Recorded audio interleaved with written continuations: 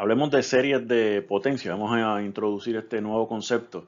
Las series de potencia se utilizan para modelar funciones. Las series de potencia son útiles en matemáticas, particularmente en análisis real y análisis complejo, porque surgen como lo que se conocen como series de Taylor, que vamos a ver más adelante.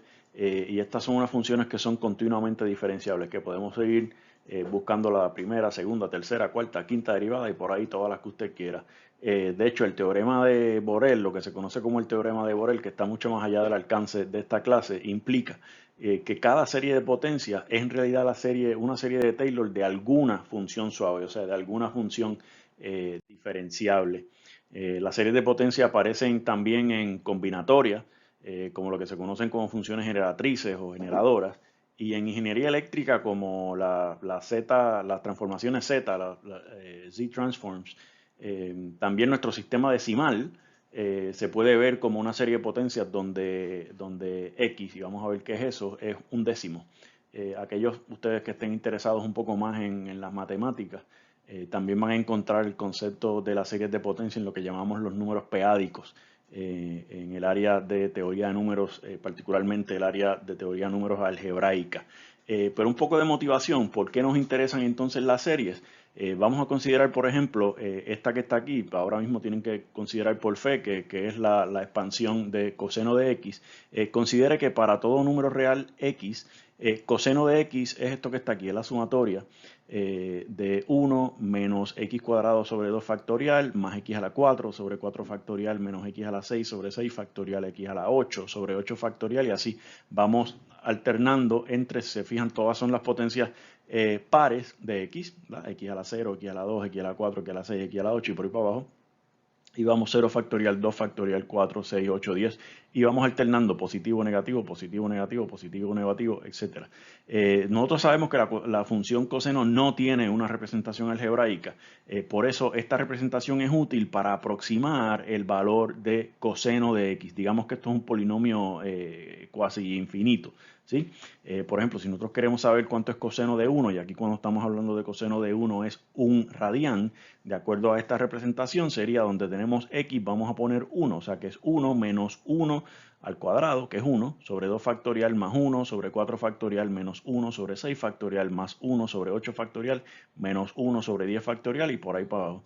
Si cogemos la primera aproximación, por ejemplo, sería coseno de 1 igual a 1, pues eso está bastante lejos, pero si cogemos la segunda, digamos, la segunda sumatoria, la segunda suma parcial sería 1 menos 1 medio, que es 1 medio, y esto está certero, lo puse aquí en negrillas, el 5, ese 5 sí está ahí, ¿verdad? En la aproximación, es un número correcto en la aproximación, pero solamente tenemos una aproximación a un lugar decimal. Si cogemos la tercera suma parcial y nos vamos hasta 1 sobre 4 factorial, el resultado es 0.5416667 y por ahí sigue, y esta cifra está correcta a dos lugares decimales, este 5,4 que puse aquí.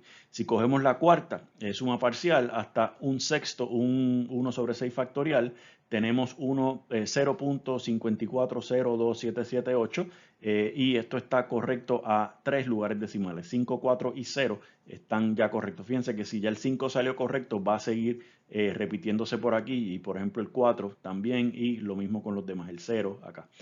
Si nos vamos a la 1, 2, 3, 4, a la quinta suma parcial, por acá tenemos 0.54030226 y por ahí sigue, y esta cifra está correcta a 6 lugares decimales. Ya con la suma de solamente 5 términos tenemos un resultado aquí que está correcto a 6 lugares decimales, y a lo mejor eso es suficiente para lo que usted necesita, y de ahí la importancia de tener series de potencia. ¿Pero qué es una serie de potencia?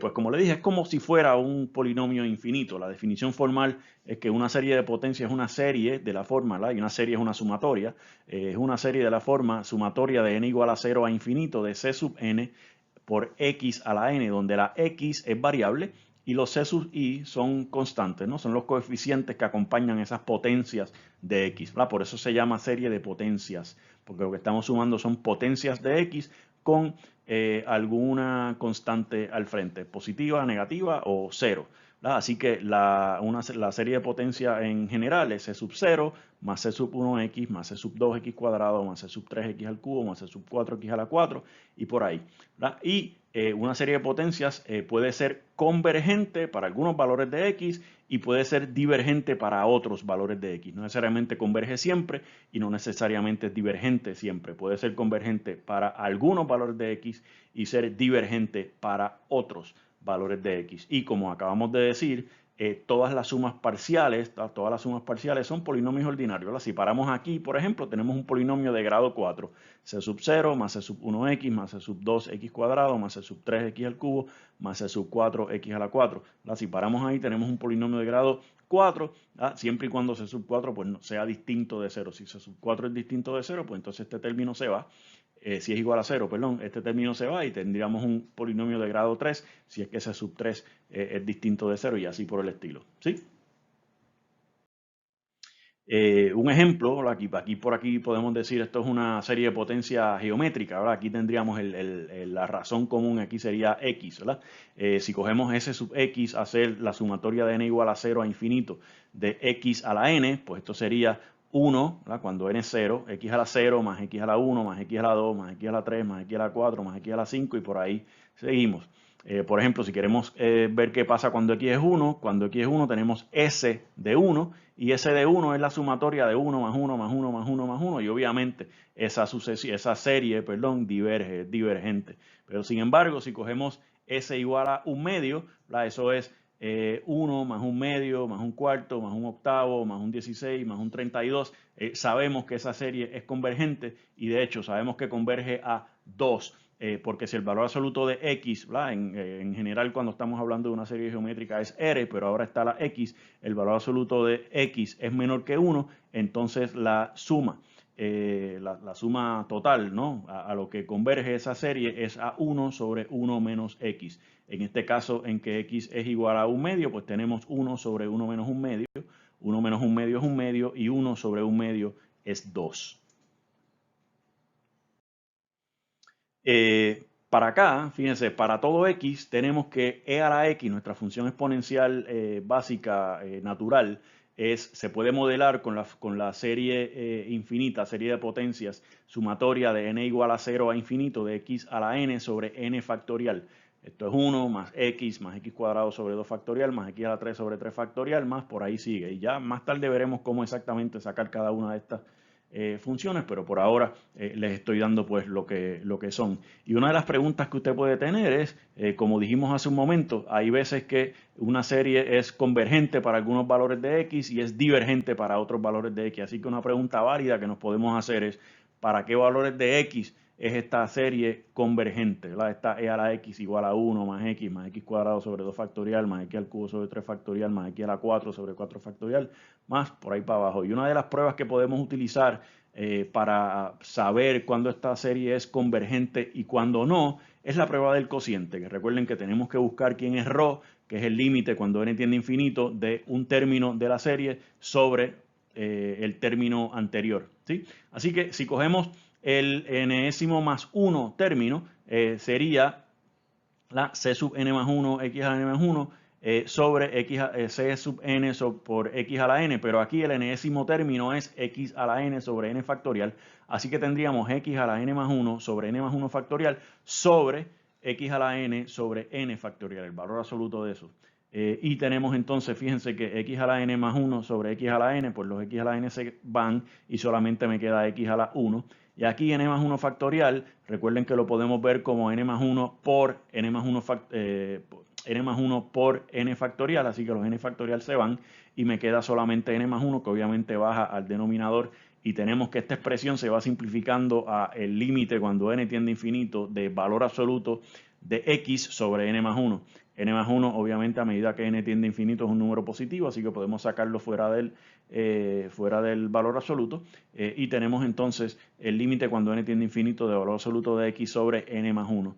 Y aquí fíjense que para efectos de este límite, el valor absoluto de x es una constante, no va a cambiar para cada valor de x. Lo que sí está cambiando es el n, que se hace arbitrariamente grande porque tiende a infinito, sobre algo que está fijo, por grande o pequeño que sea, n más 1 eventualmente se lo va a llevar hasta que se lo lleve a 0 el cociente, y 0 obviamente es menor que 1, y eso nos dice que esta serie e a la x cuyos términos son de la forma x a la n sobre n factorial, converge absolutamente, o sea, converge en valor absoluto, y el teorema de la convergencia absoluta, recuerden que nos dice que también entonces tiene que ser convergente de manera condicional, o sea, como está ahí x a la n sobre n factorial, y como no depende del valor de x, entonces es convergente para cualquier valor de x, desde negativo infinito hasta infinito, o sea, todos los números reales, no importa el valor de x, n más 1, a medida que n tiende a infinito, se lo va a llevar y se lleva ese límite a 0. Y, por ejemplo, podemos preguntarnos por aquí, toda serie de potencias define una función en términos de x. S de x es la sumatoria de n igual a 0 a infinito de c sub n x a la n, que como vimos es c sub 0 más c sub 1x más c sub 2x cuadrado más c sub 3x al cubo, y por ahí seguimos. Y la pregunta es, ¿qué dominio tiene esta función?